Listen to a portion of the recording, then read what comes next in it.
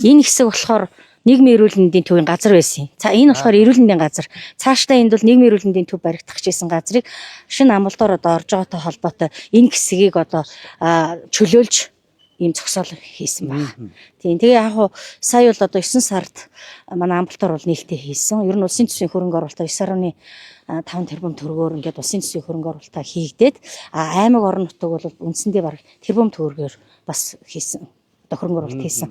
Энэ хэсэг дээр гэтэл гадна тогтчлын дээр 200 сая төгрөг. Тэгээ энэ байрыг орохоос өмнө нөгөө хөгжлийн бэрхшээлтэй хүний эрхийг хангах орон тооны бас нөгөө салбар зүйл байгаа шүү дээ. Засаг дарга ахалж байгаа тий.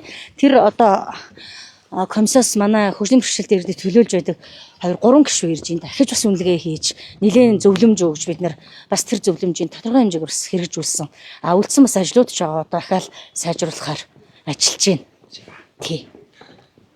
За 21 аймгаар ер нь явсан 24 25 он.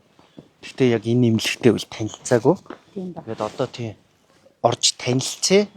Тэгээд мэдээж 21 аймгаас төрүүлээд ингээд урд далхаад явна гэдэг бол өөрөө маш чухал байна л да.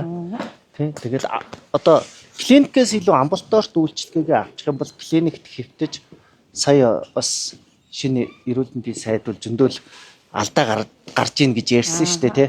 Тэгэхээр тэр нийгмийн даатгалын эрүүл мэндийн даатгалын асуудлууд бас гарахгүй байх нөхцөлийг бүрдүүлчихсэн байна ямар ч байсан.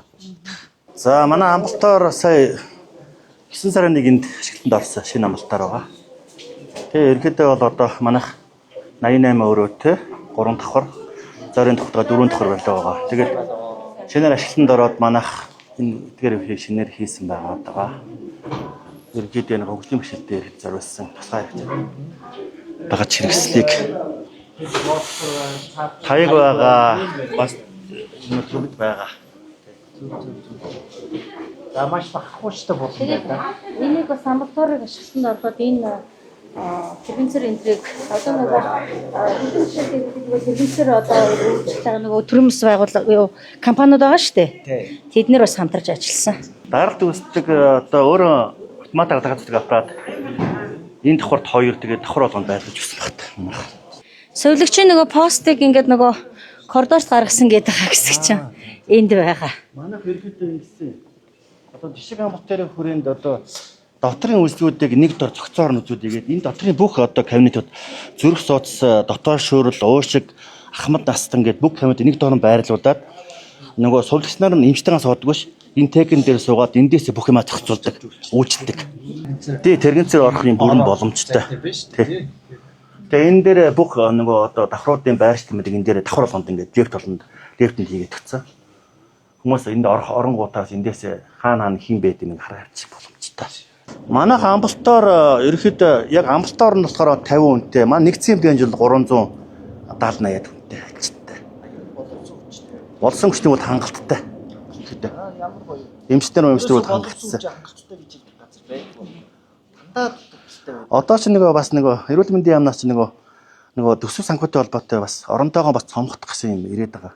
За тэгээ манай альчид одоо ингээд 12 цаг гээд одоошоо орж ирэд өөрсдөө эндээсээ аяг тавгаа ямар хоол захиалхаа ингээд хийлгээд идчихнэ. Тэгээ яг бид нар энэ хоолны энэ хуудсан дээр бичиж аваад хөнгөлтэй өнөр хоолыг өгдөг. Бид нар анхшдтандаа сайн илрүүлж ээж хөгжлийн дэмжлэгийн төлөвлөгөөнийхөө дагуу сайн ажиллаж ээж хүүхдийн бэрхшээл багасгах юм. Тийм ээ. Нэмж бэрхшээлгүй. Тэгээд цэцэрлэг сургуулийн ээлтэй орчин цэцэрлэгт хамрагдах цэцэрлэгээс сургууль руу шилжих энэ төлөв бидний хувьд нэлээд бас анхаарч байгаа. Одоо наач боловсролын бас нэг асуудал гараад ирж байгаа юм нэ. Одоо сайдад маш хэлэл ерөөсөө гүйцэд хийж чадахгүй л. Тусгай хэрэгцээ боловсролч нь өөрөө зүгээр л амьдрах шаардлага сургаж байгаа шүү дээ. Тийм. Тэгэнгүүт ерөнхий боловсролын сургууль чинь нээшээр шалгалт авдаг. Их сургуульд орохын тулд тэгэхээр нөгөө тусгай хэрэгцээ үг чинь тэр боломжтой гэдэг сурсан хичээл. Тэгээд тэрэн дээр бас нэг асуудал үүсэв. Жирийн сургууль сургаачаагээ сургачингууд сүүлд нь шалгалт аваад дараагийнхад болчихсон. Тэгээ энийг бас ерөнхийдөө сайдад хэлээл за ойлголоо би өстө заавал энийг хийнэ гэдэг хизээх нь одоо бас хөгжлийн төв 2001 оноос яг манайхан бол үйл ажиллагаа явуулсан. 2001 оноос энэ байрандаа бол 2010 онд анх орсон. Тэгээд үйл ажиллагаа явуулж байгаа. Үндсэндээ 15 6 жил болж байна тий. Ерөнхийдөө хөгжлийн бэрхшээлтэй хүүхдийн эцэг эхийн холбоо төрийн бас байгууллага бол өөрөө үйл ажиллагаа явуулаад 25 жил 20 гаруй жил болж байна. Ингээ сэтгэл зүрхээ гаргаад энэ хөгжлийн бэрхшээлтэй хүүхэд иргэдэд тулгамж байгаа асуудлыг бас сонсохоор ингэж ирж байгаад бол бидний хувьд бол маш их талархалтай байгаа. Байгууллагын хувьд бол ерөнхийдөө 17 ажилтнтай, 2 ангитай, 1 ангитай 20 хүүхэд авдаг нийтдээ 40 хүүхдийг авах манайх хүчин чадалтай. Энэний хажуугаар бас олон нийтийн оролцоонд төсвөл саламжийн үйлчлэгээд бас 20-с 30 хүүхдэд үйл ажиллагаа үзүүлдэг бас. Тэгээ санхүүжилтийн хувьд бол яг манайх ихтэй бол яамнаас аваад явж ирсэн. Тэгээ сая нөгөө хөгжлийн бэрхшээлтэй иргэдийн одоо нөгөө ерөнхий газар байгаа шүү дээ. Тэнцэнээс нөгөө дэмжих төвөд төсөл зарласан. Тэгээ тэр төсөлд манай хамрагдаад 6 сараас ахуулаад тэр төслийнхөө өрөөнд санхүүжилт аваад явж байгаа. Тэгээд одоо ингээ 12 сар хүртэл ямар ч үсэн тэр төслийн яваар санхүүжилт аваад явна. Тэгээд 12 сараас цааш яахыг бид нар мэдэхгүй байна. Тэгээд төслөө зарлууд бид нар дахиад материал бэлдээд оролцсон. Хэдэн онд байгуулагдсан юм бэ? Манай 2001 онд төрөв сонгол байгуулагдсан. Салбар. Тэгээ энэ төв бол 10 онд байгуулагдсан байна. Тэгээ 10 онд байгуулагдсан. Тэгээд тэрээс хойш тасралтгүй үлээж байгаа юм шиг. Тэгээ ерөнхийдөө хүүхд бол 2-оос 16 насны хүүхдэд хамрагдчих явж байгаа. 2 ангитай, нэг нь СΟП анги, нэг нь сургуулийн анги гэдэг ингээ явдаг. Тэгэхээр ч одоо 15 жил тийм. Тий. 15 жилийн хугацаанд ер нь одоо хичнээн хүүхэд энэ төвөр дамжсан байна. Энэ одоо манайх ч одоо цэцэрлэг зургуудад дамжуулаад 350 гаруй хүүхэд залгамжаар явуулсан байгаа. Тий. Тэгээ энэ төвийн ач холбогдол байгуулагдсан ач холбогдол ер нь эндэл байгаа гэж бодож байгаа. Хэрвээ энэ төв байхгүйсэн бол ийм хүүхдүүд бас цэцэрлэг сургуулиар хамрагдаад ингээд цаашаа явах уугүй. Тэгээ заримд нь одоо бас үйлдвэр сургуулийн төв рүү дамжуулж оруулдаг байгаа. Тэгээ хүүхдүүд өөрийнх нь одоо нөгөө чадамжинд нь тохируулаад боловсруулаад байгаа. Тэгээ чадамжууд одоо цаашдаа нэг татхнаага мөнгөийг аваа явчих. Ямар боломж байна одоо үлзэт мэсүүд энэ үйлдвэр сургуулийн төвөөр дамжуулаад бас явуулж байгаа хүүхдүүдийг.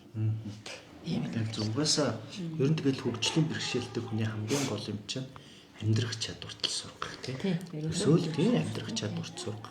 Хэрхэн өөрөө бусдын туслалцаагүйгээр амьдрах тэр аргыг л зааж өгөх юм чи. Танасаа халуун арцаа асууж. Яг энэний үндэс суурийг тавьж байгаа одоо та бүхэнд их баярлалаа. Аймгийнхан маань харьцангуй хүний эрхийг мэдрэмжтэй болсон байна.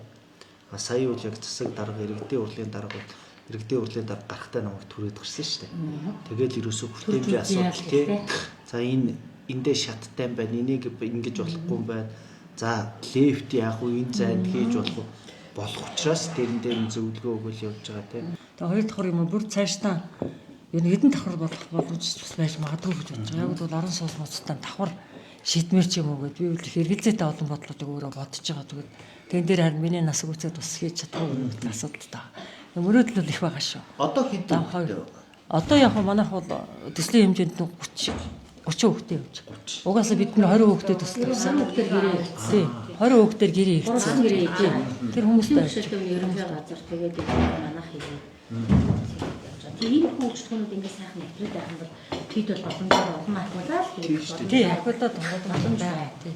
Одоо үндсэндээ эрүүл мэндийн салбар, боловсролын салбар гүйцэтгэхэр санхүүжилттэй адилхан л гэсэн багхгүй үндсэндээ тийм. Бид нар яг санхүүжилттэй наа чин тавьсан байгаа. Дөрөв суулгууд одоо төрийн жигүүрлэлийг гүйцэтгэх санхүүжилтийн 100% шийдэж өгч игээд сандаа тавьсан. Тэгээд байхын бол төр гэрээж болно шүү дээ. тий. Төр угаасаа хийхгүй л байгаа байхгүй юу? Угаасаа хийдгэл байсан бол надаас өмнө энийг хийчихгүй байсан бэ гэж байгаа байхгүй юу? Тэгээ хийхгүй байсан учраас төрийн суулгууд чадах ятгаараа энийг хийж явж байгаа байхгүй юу? Ерөөсөө говийн хэмшил төрийн бас байгууллага хийж чадах ажлыг төр булааж хийж байгаа нь өөрөө төрийн хамгийн том ялцрал байгаа. Төр өөрөө шалгуур юм тавиал бүржээ санхүүгийн өвчтөд тавиал тийш дээ. гүйцэтгэх санхүү. Төрийн зөвхөн менежментийг нь хийж өгөл болоо шүү дээ. Эрүүл мэндийн байгууллагууд эрүүл мэндийн даатгалаас санхүүжилт авч байгаатай адилхан энэ нийгмийн бүлгүүд рүү чиглэсэн үйлчлэгээний юм тогтолцоонууд өөрөө тэгэл явах юм бол хитэх болох болно.